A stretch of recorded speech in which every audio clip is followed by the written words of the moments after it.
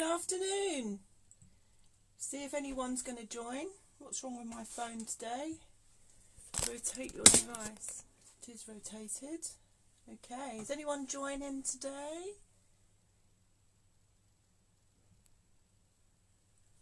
Just wait a bit longer, see if anyone's going to be joining us live for our daily art challenge. Hey, we have someone on who's just arrived. Good afternoon.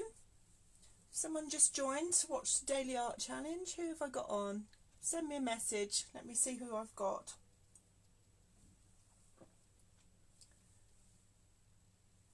So, I'll make a start. So today's challenge that I set was doing a silhouette. I've chose today to demonstrate my silhouette in lovely watercolours, but it could be completed in absolutely any medium that you like, really. It's really just about getting that beautiful colour background and then popping a silhouette over the top. You can even use stencils if you're not confident with drawing in putting this together. So I'm using watercolour paper. It is a cold press paper, £140, so it's a nice thick paper, and the brand I'm using today is by Zila. They've got a really good deal on these 50-page jumbo sheets at the moment. I think this one was around £15 off of Amazon. So if you're going to do a lot of watercolour, well worth the investment, because you'll pay anywhere around £10–12 for 12 sheets normally. So it just shows you the bargain, and it's a really strong paper that resists warping. What I've done is tape my watercolour paper to my board. I've just used a low tack masking tape. I bought 10 rolls of this stuff, so it's really good. It won't tear your paper when you come to take the tape off at the end. And the brand name is Brackit, B-R-A-C-K-I-T. Again, really cheap, and again, I'm afraid from Amazon. So I've cut my paper, my A4 paper, into two pieces today, and I've already done a background which I'm letting dry. I've only just finished that background, so it's still a bit damp. So I'll just go on to show you how quickly and easily you can create a pretty background using watercolours, using a technique known as wet in wet. So I'm using today a little set of Winsor & Newton, just a little travel set of watercolour paints. You really don't need to spend a fortune on your paints, guys. You could go out and buy a great big set of watercolours with lots of colours, or you could have a set of tube watercolour paint, but there is no difference between the two. Some people think tubes are better than pans, which is what the dried ones are called, but they are exactly the same thing. If you was to leave those out overnight, squeezed out onto your mixing palette, they would be like this by the morning. So it's just whatever you find that you're comfortable with, really. And obviously I find the pans, if I'm going to be out and about, not so much at the moment, but then they're really useful to just have in your bag. Oh, we've got another person joined. Hello. Anyone going to make any comments yet this morning? So yeah, watercolour pans or watercolour tubes, and I've got a series of brushes here. I tend to use all round brushes, so I have here a number 12 round, which is my big one, which I use for most of my paintings. And what you're looking for with a watercolour brush is that it comes to a nice point when it's, particularly when it's wet, so you can do fine details even with a big brush. I've just got a different size round and a smaller one still, so 3 of those. And I've also got a little diddy one for any fine details. And I've got what's known as a rigger. Very funny looking brush. So it's got a really long brush.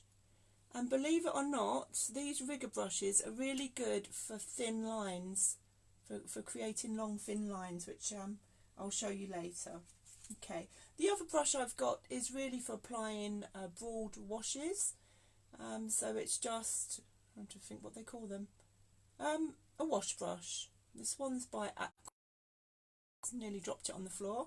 Okay, so those are the tools that I'm using.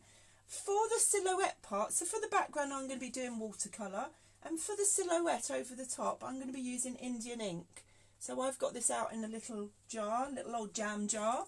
The make that I use is by Scola, but there are so many Indian inks that are about. Indian ink's slightly different to using black watercolour paint. Once it's dry, it's water resistant, so you can go ahead and paint back over the top and it won't smudge or bleed. Whereas if you do your black work in watercolour, then if you get it wet, it is prone to bleed, because you can reactivate watercolour paint with water, believe it or not. Okay, so I've done the background on this one. I'm just going to do some little birds sitting in a tree on that side, but I just want to show you guys how to get a wash. I might do some different colours on this one. We'll just do a bit of a sky scene. So I've stretched my paper, which means I've taped it to a board and I gave it a clean coat of water. Just brush some water on until it's shiny and then let your paper dry back.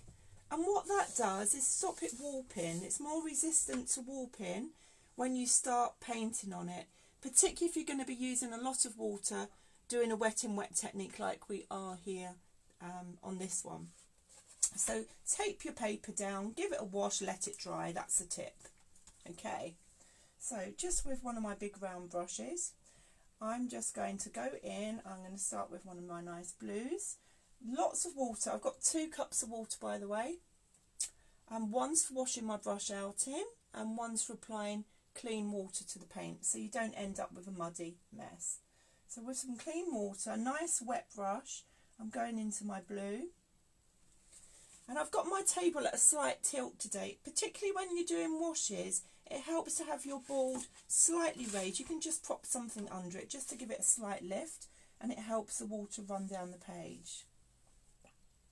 I'll just take a bit more water, a bit more paint. It's a nice wet brush, lots of paint. And we're just going to take the strokes side to side, coming down the page. Now I'm going to be mixing other colours in with this. I'll just start with my blue at the top. You can see how, because I've got the table at a tilt, that the paint is flowing downwards down the page. And you can encourage that more if you just put clean water underneath and come up into that paint. As soon as the water touches it, look at that paint coming out and following the water. Okay, so you can pre-wet that area and then encourage the paint to flow down. I'm going to have I want a bit more stronger blue, so I'm just going back in the top with another loaded paintbrush and slowly pulling that down the page. Get about halfway, and I'm going to add some red in this. Let's have a bit more of a sunset. So I've got a crimson red here. It's a bit of a purpley red, pinky red should I say, and I'm going to bring that in to join where the blue is and work it back up into the blue and then carry on coming down the page. So what you're getting with this wet and wet process is you're allowing the paints to mix with the other colours there and then on the page. So you create, this should create a bit of a lavender hue to it where it's mixing and blending with the blue. Just going to go back up into the blue, come on down. Okay, so now we're coming to the part of the page where there isn't any blue left, so we'll have more of that beautiful pinky red crimson colour coming through, and then I think I'll go back to the blue at the bottom. So this time I'm going to come up the page. I'm starting my dark blue at the bottom, lots of water on the brush, and coming back up towards where I ended up with my pinky crimsony red, and again overlaying it so the blue on my brush is mixing with that lovely colour that's already on the page. There you go. Really simple and easy to create these pretty backgrounds for you to do your silhouette work on. I'm thinking that this is looking a little bit too light for me, so I'm going to go back in again and start at the top and come in with a stronger blue. I just wanted a bit stronger for this particular painting. I think I'm just going to have a tree on this one. So this one's going to have the birds in the tree. This one's going to have a tree. Okay, just going back into my crimson. Coming down. Keep it nice and loose. One thing you don't want to do, excuse me, is stop your brush halfway across the page. If you do that, you'll get a line, a mark where your brush stops. So keep your brush work going and keep moving backwards and forwards and end your brush stroke at the edge of the page. You get a nice consistent wash. Okay, now if you wanted to do this sky scene, oh, who's that? Andrea. Oh, I can't read that. Let me just have a look. Put my glasses on. Hi Eunice, enjoying your demo. Thank you. Came across Derwent graphene paints. Are they worth investing in? Likewise metallic ones. Oh, metallic ones. I'd like to get some metallic ones actually, Andrea. One of my students the other week was telling me about metallic ones. So yeah, I might have to get some. I don't have any at the moment, and I'm not sure about those Derwent ones. I'll have a look after later this afternoon for you and see what I think. Okay, so that background's in. Now if you wanted it to have a bit more of a sky feel and some clouds, whilst the paint's wet, with just a clean damp brush, you can run your brush over the paint and it will act like a sponge. I'm just going to give it a little twist, and you can see how it's picking up the pigment and creating that cloudy sky look. Remember though guys, your paper is still damp. I'll just hold this up a bit closer. So what you'll see happening is the paint is seeping back over the bit that you've lifted out. Now for this particular cloud, I'm quite happy with that. But if you wanted to lift out a brighter colour, you would just go over that again with your brush. Keep lifting off the paint. Or we grab a piece of tissue. Or you can use your tissue. It's a great tool in watercolour. Just screw up your tissue in a little ball and just dab it. You see how much paint that's lifting out, and I'll hold it up for you again in a moment. Just find another clean bit, lift some out in this crimson colour as well. Just dabbing it. Don't rub the paper because you can damage the surface. So just by using your tissue or your damp brush, you can lift some colour out so you create that cloudy sky effect. Okay, I've just noticed down the bottom here that my crimson's being naughty and it's drying with a line here into the blue, so I'm just going to soften that and add a little bit more crimson and blend it back into the blue. I think it's because I keep moving the paper and holding it up. Okay, all the way down to the bottom. Okay, so really quick and simple ways. Now with the one on the other side that I did earlier, I just used blues and yellows. There was no green applied, and you can see better than the red and blue actually the different colours that came through just where the yellow met the blue and mixed in. So again, nice wet in wet technique to give this beautiful colourway. So any colours, just be careful with certain colours. I wouldn't recommend using orange and purple, because orange and purple when it's mixed together makes a brown. So yeah, just be careful of your colour choices. Think back to what you know, what colours when they're mixed will make. So red and yellow obviously will make you an orange. Red and blue are purple, yellow and blue are green like we have here. So just think about the colours that you're going to be using, okay? Right, now I'm just going to put those to one side. No, this one is dry actually. No, it's still a bit damp.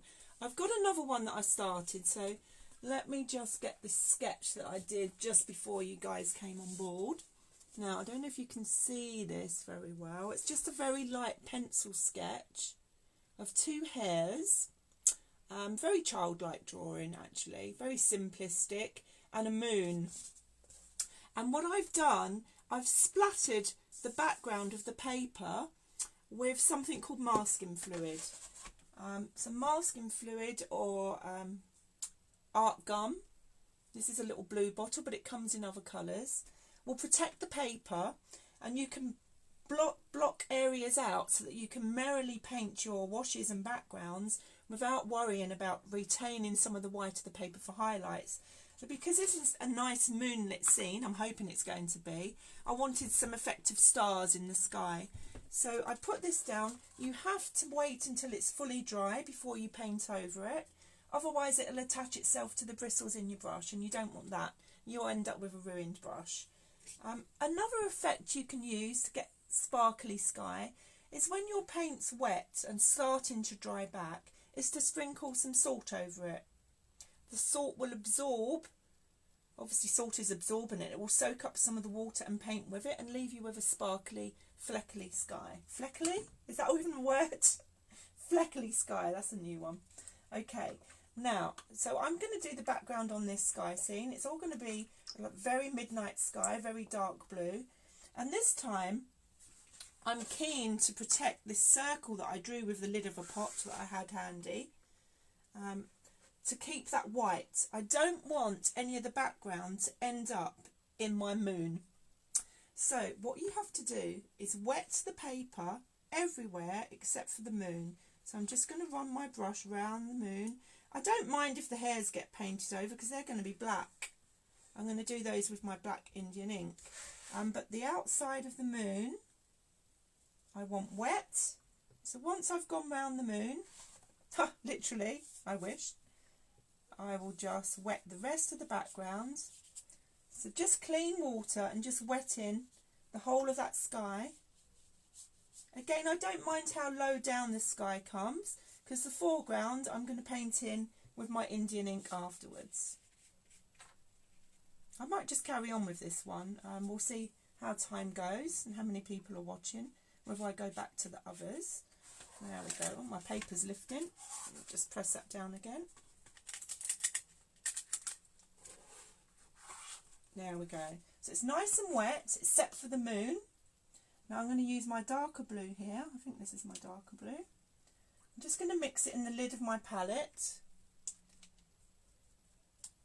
I want it a bit darker than this actually. So a nice way to make a darker blue is to add some brown to it. So I'm going to pick up some of my brown and add into my blue. Lovely, I'm liking this colour. I'm just going to pop a bit of this phthalo into. It's slightly darker still. So I'm making a nice big puddle of watercolour, so I've got lots of that colour, a bit more brown. And another lot of blue. Okay, and I'm just going to lay this on my sky. Just like I did before, just backwards and forwards. Dropping this colour in, avoiding the moon. Everyone's waiting for this to bleed into the moon, I know it. Take it round that edge of the moon. I can't wait to rub the masking fluid off. I have got my hairdryer on standby here, so I can dry it off and hopefully take that tape off while you're all still watching. Okay. Just come in now, I'm just bringing my brush round the moon and dragging it off. Sounds quite funny saying round the moon. Okay, and the other side, just come round the edge of the moon. Now, the worst thing that can happen is you do get a bleed go into the moon, but just like you saw me do with the clouds, you can pop straight in if you're quick with your kitchen roll tissue and lift it out. You'll get a little bit of a stain where the blue was, but we're going to put some yellow in the moon later anyway. Okay, nearly there. So it's really quick. Now I want my sky to be darker at the top, so I'm just going to add some more colour to the top, a little bit brown. Sky, when you look up at a night sky, it's always darker as it goes into infinity. So it's darker at the top and gets lighter as it comes towards the horizon. So I just want to imitate that just by bringing a stronger wash through the top. And just bring that down. Bring that colour in. It's a slightly different blue I put in there. So there we go. That's our background. How cool is that looking already? Very simple. I just need to come in between the bunnies here. So just, not that it matters, as I say, I could go over the top of the bunnies. So you could find an image that you want to silhouette and cut it out, print it out, cut it out, and make yourself a stencil if you're not confident in drawing. It's very simplistic shapes. The ones that I put on the advert for today's challenge were very simple but very effective. Okay, so that needs to be left to dry. So what I'll do is I'll pop that to one side, and we will go back to the yellow sky and just pop some birds in. Just pop that over, and that one's back. Just take a swig of my tea with one of my watercolour rabbits on. Okay, so the other thing I've got out here, I've got some ink pens as well. Again, they're water resistant once they're dry, but you don't want to use them on wet paper because they will bleed. This one's by Unipin, a really good brand. You can buy sets of them in different nibs. Or the Staedtler pigment liner. So if you're doing any fine fiddly work and you don't want to be using a brush, then you can, so tiny little twigs and branches at the end of a tree in your silhouette, then by all means use one of the ink fine liner pens as well. And so I'm going to do mine with Indian ink. I'm going to pick up my smaller brush, smallest brush. No, I'm not, I'm going middle size. I'll make my mind up in a minute. Okay, I'm putting a bit of water on the brush, but I'm going to use pure Indian ink. I'm just going to pop some in my palette here. Indian ink has a gum in it, which makes it unlike watercolour paints and other inks. So it has a gum, which means that's why it's water resistant or completely waterproof actually when it's dry. Okay, so I'm just going to come in, make sure you can see this is in shot. So I'm just going to come in from the edge of my sky, just pull a little part of a branch in, and maybe have another bit of a branch coming in at the top.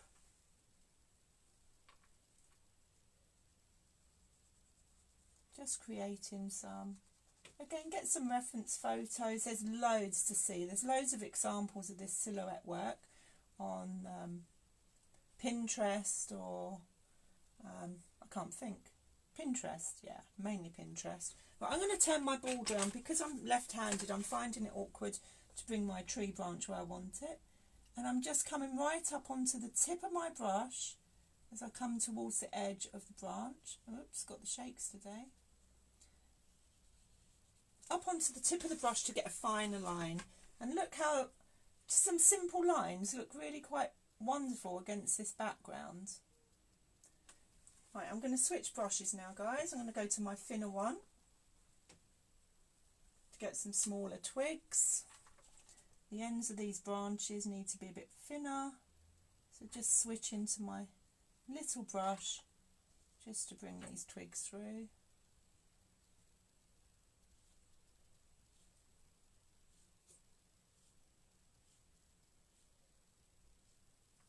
Sometimes you find that the faster you pull your brush through, the more steady you can be. Whoops. She says as I make a mistake. Okay. So there's some branches coming across that we're going to have a bird is sitting on. Actually, I'm going to bring this branch up a bit more here. Turn my board around again. So just have your board what's comfortable for you. Don't feel awkward when you're painting. You want to be comfortable. Just bring that branch over. A few more little pieces. How effective is that? Seriously. So cool. Okay, I'm just going to do my very simplistic stylized little birds sitting next to each other. So just going to do a head. Whoops, quite a lot of ink on my brush there. And a body.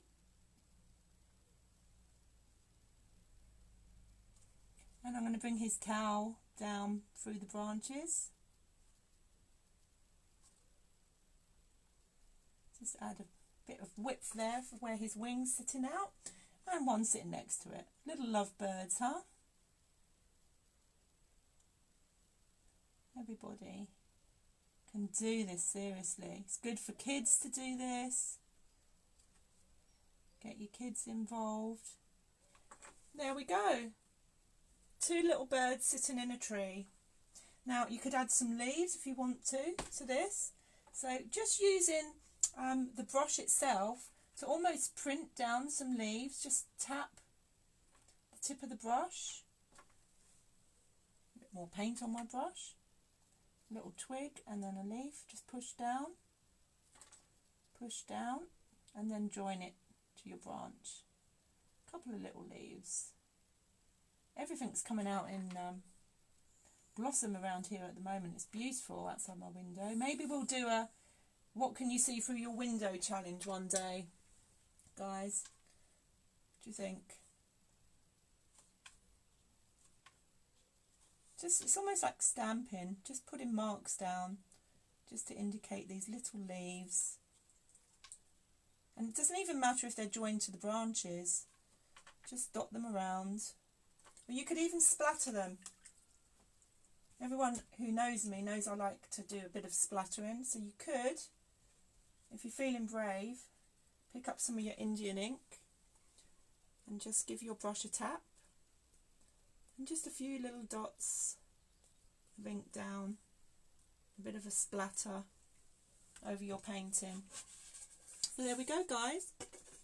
One very simple painting that I want to see you sharing with me later, please. Okay, so I'll pop that one back over there and see how our hair's doing. See if this sky's drying. I'll give it a bit of a... So it's just a bit of noise for a moment.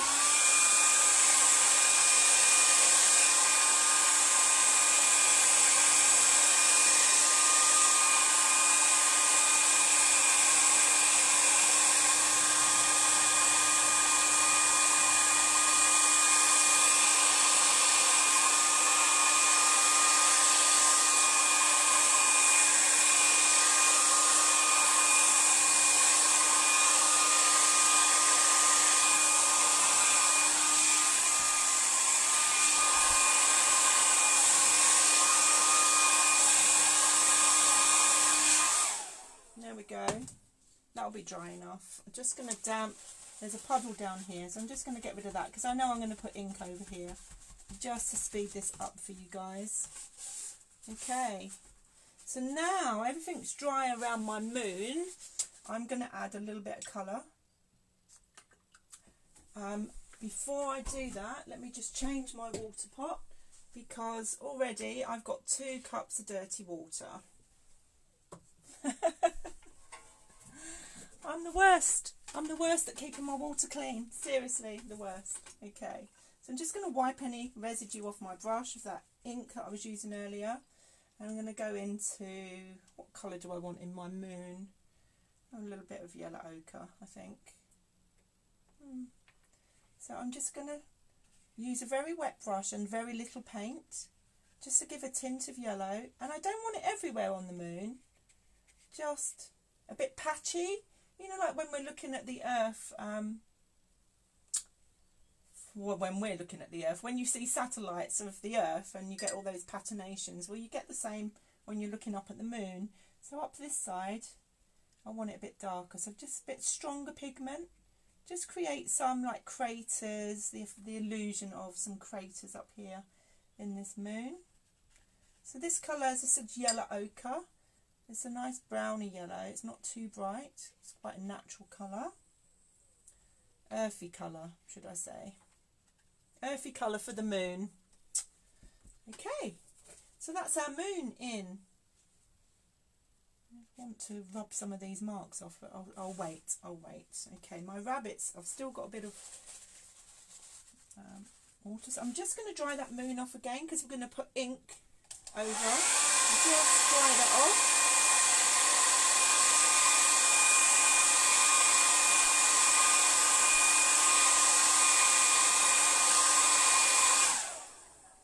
Okay, and then with my smallest brush, I'm just going to go in with my Indian ink and create the silhouettes of our bunnies. Nice sharp ears.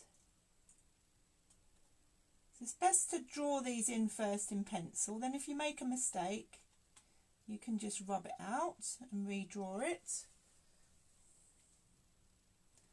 Now, 2 ears for our bunnies, our hares. I think they're hares actually. They like gazing at the moon. Just coming round the nose. It's just blocking in that shape. There's no detail. That's the fun of doing these. There's no detail to worry about. No worrying about how do I make that hair look real, because it's just a silhouette. Just coming down his neck, and his back, and around his chest. I'm going to give him an arm, give him a front paw. Sticking out. Not sure about that. I might get rid of that. Okay, and a little bit of a fluffy towel. Just using the brush to scribble in a little towel, a little bit of fluffiness there. Block him in. And the same with the other one. Come round his face, through his nose, back of the head, down the body. This one I think is standing up on his hunches a bit more than the other one. And round his back. So you're going to have a go at this later, I hope. It's such fun to do, seriously good fun to do. It takes your mind off of everything else that's going on in the world, which we all desperately need. I'm just getting rid of that arm, it didn't look right at all.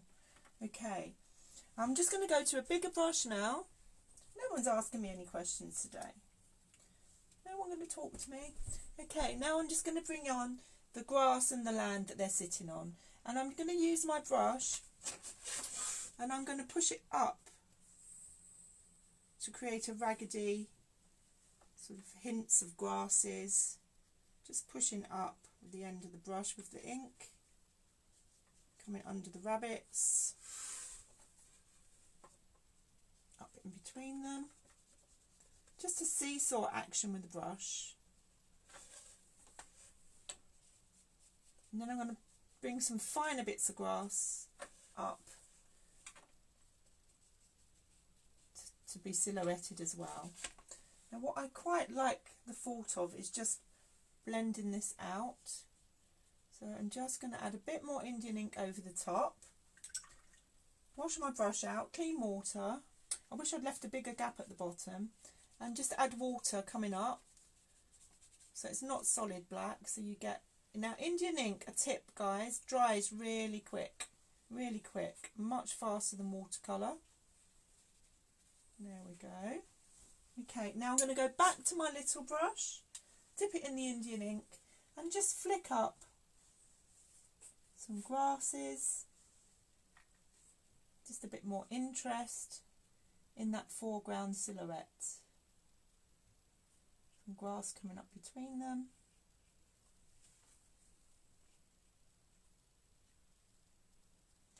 Let's have one. Maybe have a little flower. Mind you, at night time the flowers would be asleep, but hey. It's a little flower. And really just tickling the paper now. I want some really fine grasses coming up, so the brush is really just skimming over the surface of the paper, just so I'm just on the tip of it to create... I don't like that flower very much. Okay. There we go. How cool is that? Do you like it? Are you going to have a go? Right, last thing to do is to see if I can get my stars in the sky and remove this masking paper. Masking paper? No, masking fluid. Now, when I put my masking fluid down earlier, I didn't splatter it. I used a bamboo dip pen. I just dipped it in the masking fluid and tapped over the paper. And I think I hadn't used a clean dip pen. I think I must have had a bit of yellow paint on it from when I used it last. because my little stars have a bit of a yellow tinge to them. But I quite like that. I couldn't have planned it. Just happened. Just get rid of those.